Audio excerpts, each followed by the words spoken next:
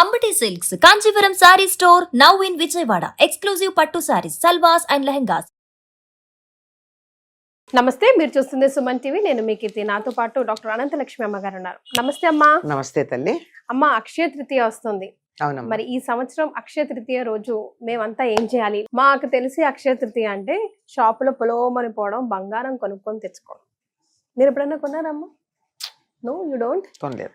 మీకు అలాంటి సెంటిమెంట్స్, పాయింట్మెంట్స్ ఏమీ లేవు? కాదమ్మా, అసలు అక్షయ తృతీయ నాడు బంగారం కొనమని ఏ శాస్త్రంలో ఉంది? ఏమో, నలుగురితో నారాయణ మేము కూడా అంతే.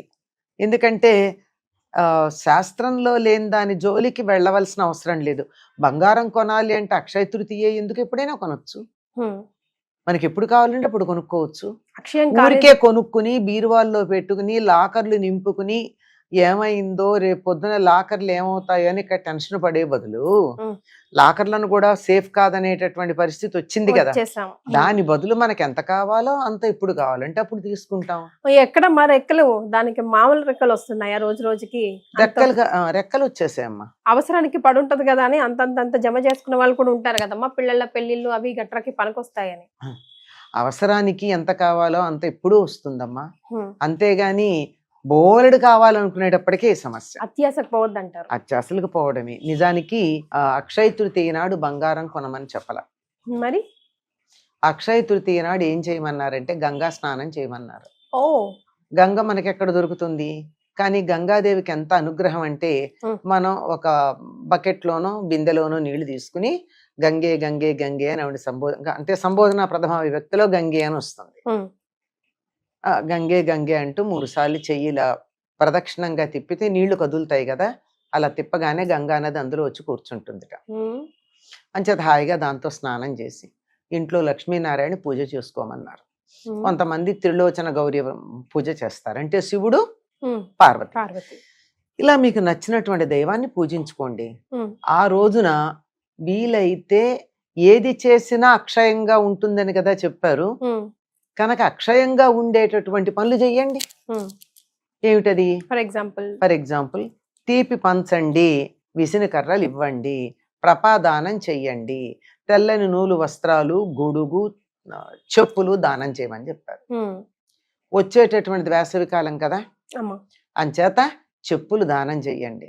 ఆ చెప్పులు వేసుకుని నడుస్తూ ఉంటే ఎండ వేడిమి వల్ల నేల కాలి కాళ్ళు మండకుండా ఉన్నప్పుడు అబ్బా ఈ చెప్పుల వల్ల నాకు ఎంత సుఖం కలిగింది అని చెప్పులు వేసుకున్నవాడు అనుకుంటే ఆ సుఖానుభూతి చెప్పులు ఇచ్చిన మనకొచ్చి ఆ ఒక్కరోజు కాదు, దాని వల్ల వచ్చే పుణ్యఫలం అక్షయంగా ఉంటుంది. ఎంత తీసినా ఇంకా తరగకుండా అలా ఉండనే ఉంటుంది.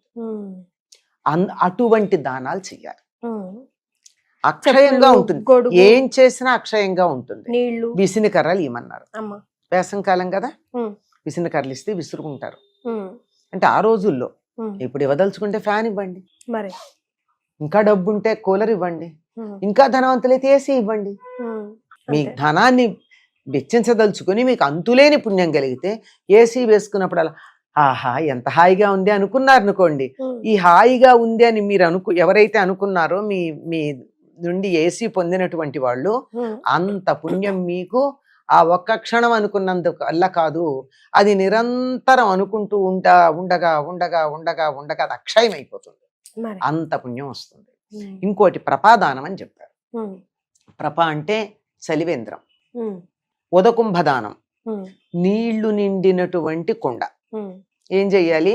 ముందుగానే కుండను కొని తెచ్చి 2 రోజులు నీళ్లు పోసుంచి ఆ నీళ్లు తీసేసి, ఎందుకంటే వెంటనే వాడకూడదు కదా, తర్వాత తాగడానికి యోగ్యంగా ఉండేటట్టుగా అది తయారైన తర్వాత దాని నిండా నీళ్లు నింపి పైన మూకుడే మూత పెట్టి, ప్లేట్ కాదు మూకుడు పెట్టాలి, మూకుడే, కుండతో పాటు మూకుడు ఉండాలి, అంటే మట్టితో చేసింది.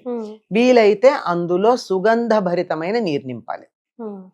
అంటే కొంచెం ఆలుకల పొడి, కొంచెం పచ్చకర్పూరం, ఇట్లాంటివి. మంచి గంధం అంటే పౌడర్ కాదు, ఇంట్లో గంధపు చెక్క ఉంటే దాన్ని అరగదీసి ఇంతమ్మ చిటికెడు, లేదా 2 గులాబీ రేఖలు, తులసి ఆకులు ఇటువంటి వేసి ఈ నీళ్లతో నిండినటువంటి కుండని దానం ఇయ్యాలి.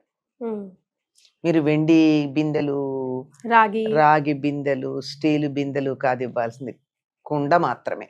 ఉమ్, అలాగే ప్రప అంటే చలివేంద్రం.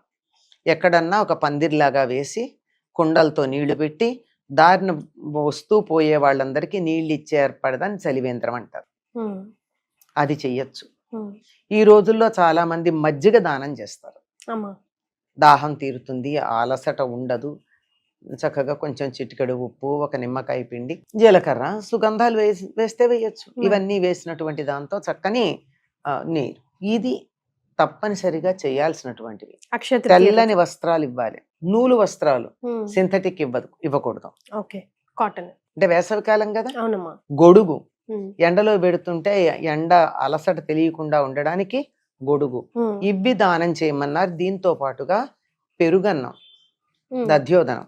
ఓ, అంటే అన్నంలో దధ్యోదనం అంటే అన్నం తీసుకొచ్చి పెరుగులో కలిపితే దాన్ని దధ్యోదనం అనరండి. ఆ, మరి పెరుగులో వేడివేడి అన్నం వేయాలి. ఆహా. వేడి అన్నం పెరుగులో వేస్తే ఒకలాంటి వాసన వస్తుంది. అవునమ్మా. చాలా మందికి నచ్చదు, నాకు ఉమ్. కూడా నచ్చదు. ఉమ్. దాంట్లో కొంచెం ఉప్పు వేసి, కానీ సొంటి, తినకూడదు అంటారు కదా, ఆ? పెరుగు వేడన్నం కలిపి తినకూడదు అంటారు కదా. మనం అన్నంలో వేడన్నంలో పెరుగేసుకోకూడదు, ఉమ్, పెరుగులో వేడన్నం వేయచ్చు. ఓకే, అట్లా కూడా ఉంటుందా? ఓకే. తేడా వచ్చింది కదా. ఉమ్, ఆ వాసన ఏదైతే ఉంటుందో దానివల్ల చలవ చేస్తుంది. ఉమ్, ఉమ్, శరీరంలో ఉన్నటువంటి మేహపు ఉడుకు అంటారు, ఉమ్, అటువంటిది ఏదైతే ఉందో అదంతా పోతుంది. దాంట్లో చిటికెడు ఉప్పు, సొంఠో అల్లము వేసి దానిని, సరే మన వాళ్ళు దానికోసం సరదాగా తిరగమూతలు కూడా పెడతారు. ఉమ్, పెట్టాల్సిన పని లేదు, పెడితే మంచిదే. ఇటువంటిది దానం ఇయ్యాలి. పెరుగన్నం, ఉమ్, దధ్యోదనం. ఉమ్. అంటే పెరుగు అన్నం విడివిడిగా కాదు, అదే ఇలా తయారు చేసి తర్వాత మిఠాయి పంచాలి. ఉహు, ఎందుకంటే వేసవి కాలంలో శరీరంలో ఉండేటటువంటి శక్తి అంతా కూడా చెమట రూపంలో పోతుంది. ఉమ్, అందువల్ల మిఠాయి పంచాలి. ఇవి తప్పనిసరిగా చేయవలసింది. ఈ రోజు ఏ దానం చేసినా అక్షయమైనటువంటి ఫలితం ఉంటుంది గనక ఉమ్. బంగారం దానం చేయడం శ్రేష్టం అన్నారు. దానం చేయమన్నారా, కొనుక్కొచ్చుకోమని లేదా? లేదమ్మా, ఇప్పుడు అర్థం కాని విషయం చాలా మందికి తెలియంది ఏమిటంటే, అమ్మా. ఇవాళ బంగారం కొంటే ఎప్పుడు బంగారం కొంటాం అంటున్నారు కదా. ఉమ్, బంగారం కొన్నప్పుడు ఏం చేస్తున్నారు మీరు? ఇంట్లోంచి డబ్బు ఇస్తున్నారా లేదా? ఉమ్. ఉమ్? పోతుంది కదా, మరి అక్షయంగా పోతూ ఉంటుంది. వస్తువు వస్తుంది కదమ్మా. వస్తువు వస్తే వచ్చింది, ఉమ్, పోవడం కూడా జరుగుతోంది కదా. ఆ, దానంతర అది వచ్చేది ఏదైనా ఉండాలి. ఇంత ఇస్తే ఇంత వచ్చేది ఉండాలి గాని ఉమ్. ఈక్వల్ గా ఇస్తూ పోతూ బ్యాలెన్స్ చేసుకుంటూ పోయేది. ఏ రోజు వస్తే డబ్బిచ్చి ఏంటంటారు? బంగారం వస్తోంది అంటే అది రేపైనా చేయొచ్చు, నిన్నైనా చేయొచ్చు, 10 రోజుల తర్వాత అయినా చేయొచ్చు. అంతే కదా. అంతే కదా. మరి అట్లాంటిది ఇలా చేయడం ఏదైతే ఉందో ఇది బంగారం దానం ఇవ్వమన్నారు. ఎందుకు బంగారం దానం ఇవ్వమన్నారంటే సువర్ణం అన్నిట్లోకి చాలా శ్రేష్టమైనటువంటి లోహం ఉమ్, బంగారం. అమ్మా. తర్వాత ఆత్మకారకమైనటువంటి లోహం కూడా బంగారమే. ఉమ్, అందుకే ఒంటి మీద కొద్దిగా అయినా బంగారం ఉండాలంటారు. ఉమ్. ఆ బంగారం ఉన్నప్పుడు మాత్రమే నేను అన్న ఊహ ఉంటుంది. ఓ, తప్పనిసరిగా తన గురించి తనకి ఉమ్, ఒక నేను అన్న అహం ఏదైతే ఉందో అది ఉండడానికి కారణం బంగారం. ఉమ్. కనుక అటువంటి బంగారాన్ని గనక దానం చేసినట్టయితే అటువంటి ఆత్మ ప్రశ్రయం, ఆత్మ గౌరవం, ఆత్మ విశ్వాసం, ఇప్పుడు కొత్త పదం అవుతుంది ఆత్మనిర్భరత, ఇలాంటివన్నీ మనకి రావటం జరుగుతుందండి. మన పురాణాల్లో ఎక్కడైనా అక్షయ తృతీయ గురించి ప్రస్తావన ఉందమ్మా?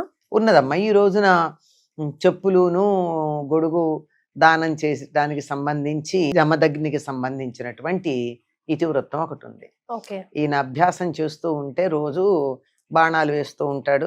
ఆ బాణం తీసుకొచ్చి వెనక్కి ఇస్తూ ఉంటుంది ఆయన భార్య ఉమ్, రేణుకాదేవి. ఉమ్, ఇస్తూ ఉంటే ఒకసారి కాళ్ళు మండుతున్నాయి ఆవిడికి. ఉమ్, మండుతూ ఉంటే సూర్యుడిని ఇంత వేడిగా ఉండడం వల్ల కదా ఆవిడ బాణాలు తెచ్చివ్వడానికి బాధపడుతోందని సూర్యుడి మీద కోపం తెచ్చుకుంటే, సూర్యుడు నువ్వు అట్లా అనుకోకు, నా ధర్మం నేను చెయ్యాలి, దానివల్ల ఉపయోగాలు కూడా ఉన్నాయి ఉన్నాయి కదా కదమ్మా. ఉమ్, మరి, ఉమ్, అందుకని ఈ ఆతపాన్ని నుంచి రక్షించటానికి నీకు 2 ఇస్తున్నాను అని చెప్పి గొడుగు చెప్పులు ఇచ్చాడని చెప్తారు. ఓ, ఇంతకు మించి ప్రత్యేకంగా ఇలా చేసింది కాదు అని ఇలాంటివి ఏం లేవు. కానీ ఉత్తర దేశంలో మాత్రం ఒక కథ ఉంది. అమ్మా. ఒక ధర్మాత్ముడైనటువంటి కోమటి చాలా ధర్మ మార్గంలో ఉండేవాడు.